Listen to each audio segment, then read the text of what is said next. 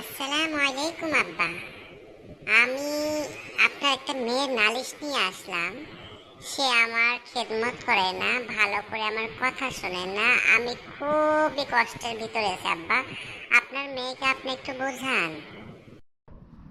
আচ্ছা মুক্তা, তোমাকে আমি কত করে বললাম তুমি অন্তত তোমার স্বামীর খিদমতটা করবে, তার কথা শুনবে, কিন্তু তুমি কি করছো বলো? হ্যাঁ আব্বা, আমি জানি, কিন্তু শামীম যা বলছে তা মোটেও ঠিক না। আমি শুধু কি করব, সারাদিন অফিসে থাকি, বাসায় আসি, রান্না করে আমি ক্লান্ত হয়ে শুয়ে পড়ি। আমার জানার মতে আমার এমন কিছু আমি করি না, কিন্তু স্বামীর খিদমতটা আমি আব্বা ঠিক মতো করতে পারি না। আমি কি করবো আব্বা বলো? আচ্ছা ঠিক আছে মুক্তা, এবার শেষবারের মতো বলে দিচ্ছি,